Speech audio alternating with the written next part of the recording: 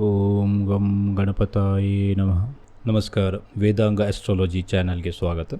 ಕನ್ಯಾ ರಾಶಿಯವರಿಗೆ ಮೇ ತಿಂಗಳ ಭವಿಷ್ಯ ಹೇಗಿದೆ ಅಂತ ಇವತ್ತು ನೋಡ್ತಾ ಇದ್ದೇವೆ. ಉತ್ತರ ಫಾಲ್ಗುಣದ 2, 3, 4 ಮತ್ತು ಹಸ್ತ ನಕ್ಷತ್ರದ ಎಲ್ಲ ಪಾದಗಳು ಹಾಗೂ ಚಿತ್ರ ನಕ್ಷತ್ರದ ಮೊದಲನೆಯ ಮತ್ತು 2ನೆಯ ಪಾದ, ಇಷ್ಟು ನಕ್ಷತ್ರಗಳು ಕನ್ಯಾ ರಾಶಿಯಲ್ಲಿರುತ್ತದೆ. ಕನ್ಯಾ ರಾಶಿಯವರಿಗೆ ನೋಡಿ, ಮೇ 1ರಿಂದ ಗುರು 9ನೇ ಮನೆ ಲಾಭಸ್ಥಾನಕ್ಕೆ ಬರ್ತಾ ಇದ್ದಾನೆ. ಇವನು 4ನೇ ಮತ್ತು 7ನೆಯ ಅಧಿಪತಿಯಾದ್ದರಿಂದ ಸುಕೇಶೇ ಭಾಗ್ಯಭಾವಸ್ಥೆ ಜಾತಃ ಸರ್ವಜನಪ್ರಿಯಃ ದೇವಭಕ್ತೋ ಗುಣಿಮಾನಿ ಭವೇತ್ ಸರ್ವ ಸುಖಾನ್ವಿತಾಃ.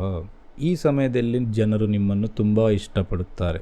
ನಿಮಗೆ ಗುಣಮಾನ ಪ್ರಾಪ್ತಿಯಾಗಿ ಎಲ್ಲ ಥರದ ಸುಖಗಳು ನಿಮಗೆ ಸಿಗುತ್ತದೆ. ಇದೇ ಸಮಯದಲ್ಲಿ ಶುಕ್ರ ಗ್ರಹ ಕೂಡ 9ನೇ ಮನೆಗೆ ಮೇ 19ಕ್ಕೆ ಬರುವುದರಿಂದ ನಿಮ್ಮ ಪ್ರೀತಿ ಪ್ರೇಮ ಸಕ್ಸಸ್ ಆಗುವ ಸಮಯ. ಈ ಸಮಯದಲ್ಲಿ ತುಂಬ ಒಳ್ಳೆಯ ಕಾರ್ಯಗಳನ್ನು ಕೈಗೆತ್ತಿಕೊಳ್ಳುತ್ತೀರ ನೀವು. ಗುರು ನಿಮಗೆ ರಾಜಯೋಗ ಕೊಟ್ಟರೆ ಶುಕ್ರ ನಿಮಗೆ ಧನಯೋಗ ಕೊಡುತ್ತಿದ್ದಾನೆ. ಇನ್ನು ವ್ಯಾಪಾರದ ಬಗ್ಗೆ ನೋಡುವುದಾದರೆ 7ನೇ ಮನೆಯ ಅಧಿಪತಿಯಾದ ಗುರು ಭಾಗ್ಯಸ್ಥಾನದಲ್ಲಿ ಇದ್ದಾನೆ ಮತ್ತು ಲಗ್ನಾಧಿಪತಿಯಾದ ಬುಧ ಕೂಡ 7ನೇ ಮನೆಯಲ್ಲಿ ಕುಜನೊಟ್ಟಿಗೆ ಇದ್ದಾನೆ. ಅಷ್ಟೇ ಅಲ್ಲದೆ ರಾಹು ಕೂಡ ಇದ್ದಾನೆ. ಕನ್ಯಾ ರಾಶಿಯವರಿಗೆ ಮಂಗಳ ಗ್ರಹ ಅಷ್ಟು ಒಳ್ಳೆಯ ಗ್ರಹ ಅಲ್ಲ. ಹಾಗಾಗಿ ವ್ಯಾಪಾರದಲ್ಲಿ ನಷ್ಟ ಆಗುವ ಸಂಭಾವನೆ ಇದೆ. ಎಕ್ಸ್ಪೋರ್ಟ್ ಬಿಸ್ನೆಸ್ನವರು ನೀವಾಗಿದ್ದರೆ ಇಲ್ಲಿ ಸ್ವಲ್ಪ ತಾಳ್ಮೆ ಬೇಕು, ಯಾಕಂದರೆ ಇಲ್ಲಿ ಮೋಸ ಹೋಗುವ ಚಾನ್ಸ್ ತುಂಬ ಜಾಸ್ತಿ ಇದೆ. ಆದರೂ ಗುರು ಭಾಗ್ಯಸ್ಥಾನದಲ್ಲಿ ಇರುವುದರಿಂದ ಗುರುಬಲ ಇದೆ ನಿಮಗೆ, ದೇವರು ನಿಮ್ಮನ್ನು ಕಾಪಾಡ್ತಾರೆ.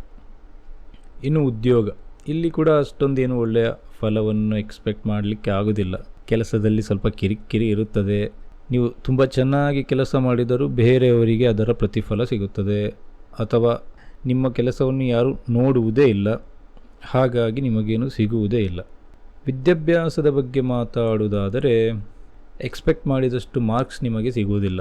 ಮಗ ಅಥವಾ ಮಗಳು ಶತ್ರುಗಳಿಗೆ ಸಮಾನವಾಗುತ್ತಾರೆ.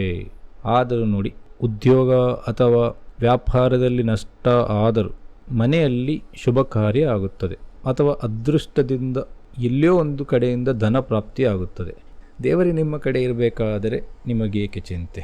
ವಿಷ್ಣುವಿನ ಆರಾಧನೆ ಮಾಡಲೇಬೇಕು. ಕುಲದೇವರನ್ನು ಪ್ರಾರ್ಥಿಸುತ್ತಾ ಇರಿ. ಸಾಧ್ಯವಾದಲ್ಲಿ ವಿದ್ಯಾಸಂಸ್ಥೆಗೆ ಡೊನೇಷನ್ ಕೊಡಿ, ಇಲ್ಲವೇ ವಿದ್ಯಾರ್ಥಿಗಳಿಗೆ ವಿದ್ಯಾಭ್ಯಾಸಕ್ಕೆ ಸಹಾಯ ಮಾಡಿ. ಇದು ನಿಮಗೆ ತುಂಬ ಒಳ್ಳೆಯ ಪರಿಹಾರ. ಇವು ಗೋಚಾರ ಫಲಗಳು. ನಿಮ್ಮ ಮೂಲ ಜಾತಕದಲ್ಲಿ ಗ್ರಹಗಳ ಉಪಸ್ಥಿತಿ ಮತ್ತು ದಶಾಭುಕ್ತಿಯ ಆಧಾರದ ಮೇಲೆ ಈ ಫಲಗಳಲ್ಲಿ ವ್ಯತ್ಯಾಸ ಬರಬಹುದು. ನಿಮ್ಮ ಯಾವುದೇ ಪ್ರಶ್ನೆ ಅಥವಾ ನಿಮ್ಮ ಮೂಲ ಜಾತಕದ ಫಲ ನೋಡಬೇಕಾದಲ್ಲಿ ಸ್ಕ್ರೀನ್ನಲ್ಲಿ ಬರುವ ಇಮೇಲ್ಗೆ ಸೆಂಡ್ ಮಾಡಿ. ನಾವು ಉತ್ತರವನ್ನು ಕೂಡ ಅದೇ ಇಮೇಲಲ್ಲಿ ರಿಪ್ಲೈ ಮಾಡ್ತೇವೆ. ಈ ವಿಡಿಯೋವನ್ನು ಪೂರ್ತಿ ನೋಡಿದ್ದಕ್ಕೆ ಧನ್ಯವಾದಗಳು. ಸರ್ವಜನೋ ಸುಖಿನೋ ಭವಂತು.